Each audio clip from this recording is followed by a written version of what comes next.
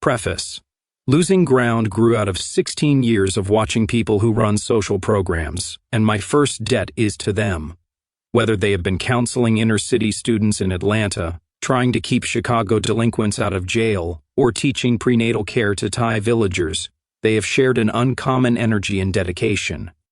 Over the years, however, I was struck by two things.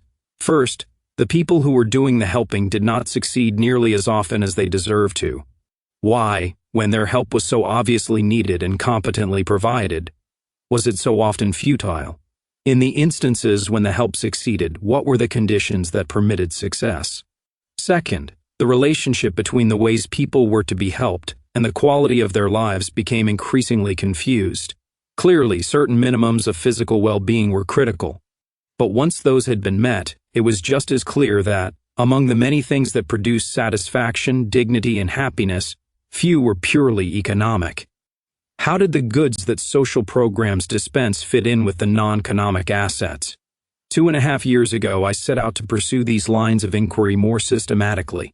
Some months later, Joan Kennedy Taylor of the Manhattan Institute saw the potential for a book and a monograph I had written.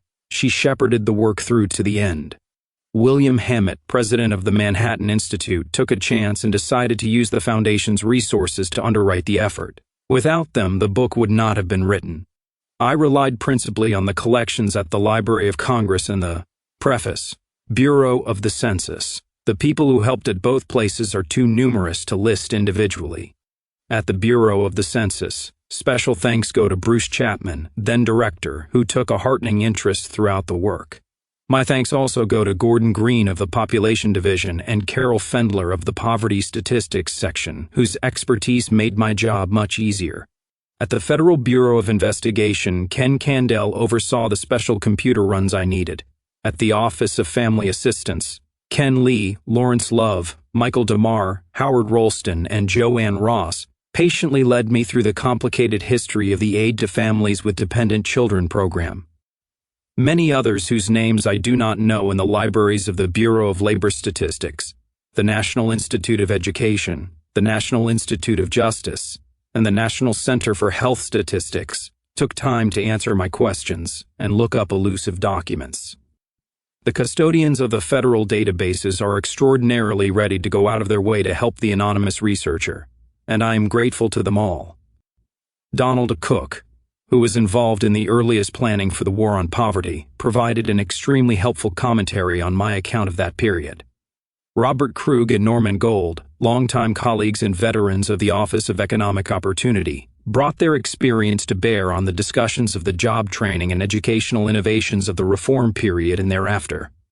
Others who read parts or all of the manuscript and provided invaluable criticisms were Paul Schwartz, mentor and friend for many years at the American Institutes for Research, Irving Kristol, whose encouragement came at just the right moment, and Michael Horowitz, of the Office of Management and Budget, who sees a common purpose in his civil rights work in Mississippi in the 1960s and in his efforts to cut social programs in the 1980s.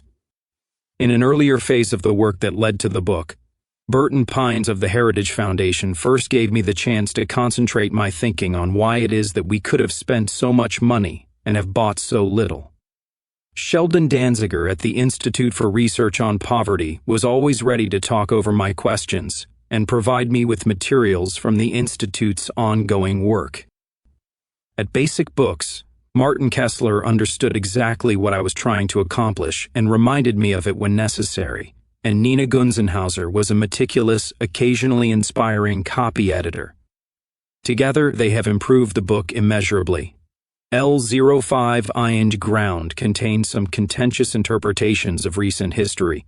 Few of the people I have named share all of them. Some of them share virtually none. It should be clear that neither the interpretations nor any factual errors that may remain are their fault. This is especially true of my most thoughtful critic and dearest one, Catherine Cox. We knew from the beginning that she was unlikely to agree with every conclusion, but it has been essential that she approve of their spirit. Charles Murray, Washington, D.C., February 15, 1984.